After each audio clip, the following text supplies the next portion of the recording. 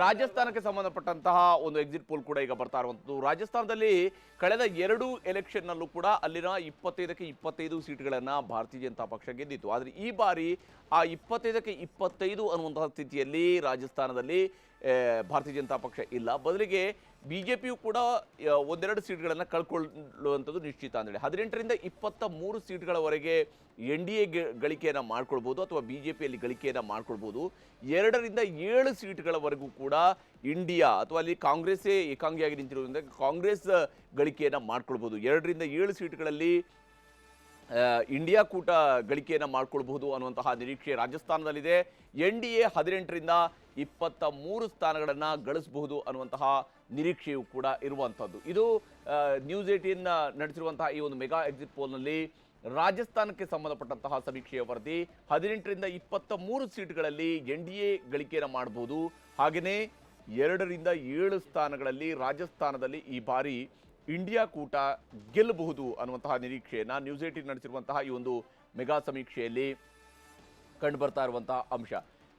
ಬಹಳ ಮುಖ್ಯವಾಗಿ ರಾಜಸ್ಥಾನವನ್ನು ನಾವು 2014, 2019ರ ಫಲಿತಾಂಶವನ್ನು ನೋಡಿದಾಗ ಅಲ್ಲಿರುವಂತಹ ಎಲ್ಲ ಸೀಟ್ಗಳನ್ನು ಕೂಡ ಗೆಲ್ಲೋದ್ರಲ್ಲಿ ಯಶಸ್ವಿಯಾಗಿತ್ತು. ಇನ್ನು ಮಹಾರಾಷ್ಟ್ರದ ವಿಚಾರಕ್ಕೆ ಬಂದರೆ ಮಹಾರಾಷ್ಟ್ರದಲ್ಲಿ 32ರಿಂದ 35 ಸೀಟ್ಗಳಲ್ಲಿ ಈ ಬಾರಿಯೂ ಕೂಡ NDA ಗೆಲುವನ್ನು ದಾಖಲಿಸಿಕೊಳ್ಬಹುದು. ಕಳೆದ ಬಾರಿ ಅವರು 42 ಸೀಟ್ಗಳನ್ನು ಗಳಿಸಿದ್ರು. ಈ ಬಾರಿ ಅದು 32ರಿಂದ 35 ಸೀಟಿಗೆ ಇಳಿಕೆ ಆಗುತ್ತೆ.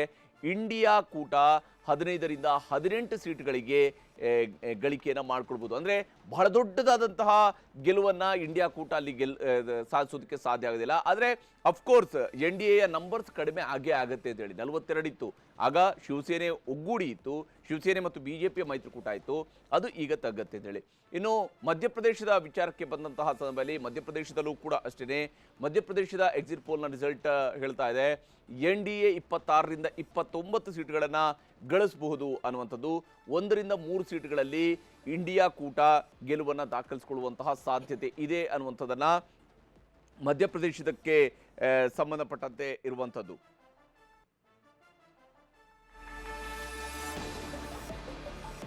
ಹಾಗೆಯೇ ಛತ್ತೀಸ್ಗಢಕ್ಕೆ ಸಂಬಂಧಪಟ್ಟಂತಹ ಸಮೀಕ್ಷೆಯ ವರದಿಯೂ ಕೂಡ ಈಗ ಹೊರಬೀಳ್ತಾ ಇದೆ. ಛತ್ತೀಸ್ಗಢದಲ್ಲಿ 9ರಿಂದ 11 ಸೀಟ್ಗಳನ್ನು ಈ ಬಾರಿಯೂ ಕೂಡ NDA ಗಳಿಕೆ ಮಾಡಿಕೊಳ್ಳುವಂತಹ ಸಾಧ್ಯತೆ ಇದೆ ಅಂತ ಹೇಳಿ. ಛತ್ತೀಸ್ಗಢದಲ್ಲೂ ಕೂಡ 9ರಿಂದ 11 ಸೀಟ್ಗಳು, 1ರಿಂದ 4 ಸೀಟ್ಗಳು ಮಾತ್ರ ಇಂಡಿಯಾ ಕೂಟಕ್ಕೆ ಸಿಗಬಹುದು ಅಂತೇಳಿ. ಇಂಡಿಯಾ ಕೂಟ ಕೂಡ ಅಲ್ಲಿ 2, 3 ಈ ರೀತಿಯಾದಂಥ ನಿರೀಕ್ಷೆಯನ್ನು ಇಟ್ಕೊಂಡಿದ್ದಾರೆ ಕಾಂಗ್ರೆಸ್ನವರು ಕೂಡ. 1ರಿಂದ 4 ಸೀಟ್ಗಳವರೆಗೂ ಕೂಡ ಇಂಡಿಯಾ ಕೂಟ ಗಳಿಕೆ ಮಾಡಬಹುದು ಅನ್ನುವಂಥದ್ದು ಛತ್ತೀಸ್ಗಢದ ಸದ್ಯದ ಈ ಒಂದು ಎಕ್ಸಿಟ್ ಪೋಲ್ನ ಫಲಿತಾಂಶದ ಮೂಲಕವಾಗಿ ನೋಡಿದ್ರೆ NDA 9ರಿಂದ 11 ಸೀಟ್ಗಳಲ್ಲಿ ಗೆಲುವನ್ನು ದಾಖಲಿಸಿಕೊಳ್ಬಹುದು. ಇಂಡಿಯಾ ಕೂಟ 1ರಿಂದ 4 ಅಂದರೆ ಕಾಂಗ್ರೆಸ್ 1ರಿಂದ 4 ಸೀಟ್ಗಳನ್ನು ಅಲ್ಲೂ ಕೂಡ ಗಳಿಸೋದಕ್ಕೆ ಸಾಧ್ಯ ಆಗಬಹುದು.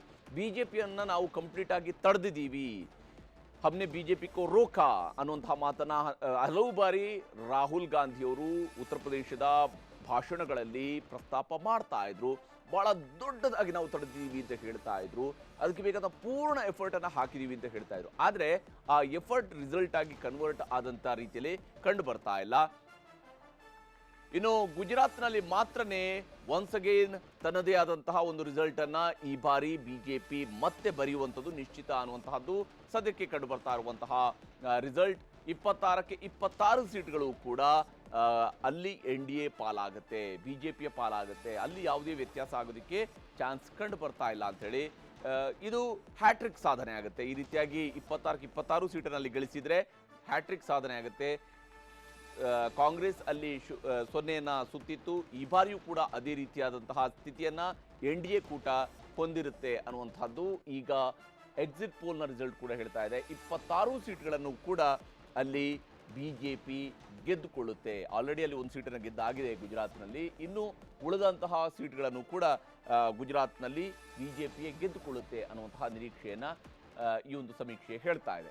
ಕನ್ನಡಿಗರ ಮೆಚ್ಚಿನ ನಿಮ್ಮ ನ್ಯೂಸ್ 18 ಕನ್ನಡ ಈಗ ವಾಟ್ಸ್ಆಪ್ನಲ್ಲಿಯೂ ಲಭ್ಯ.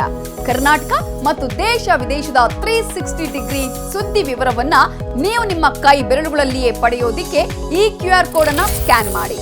ನಮ್ಮ ಚಾನೆಲ್ ಅನ್ನು ಫಾಲೋ ಮಾಡಿ, ನೋಟಿಫಿಕೇಶನ್ ಆನ್ ಮಾಡಿ.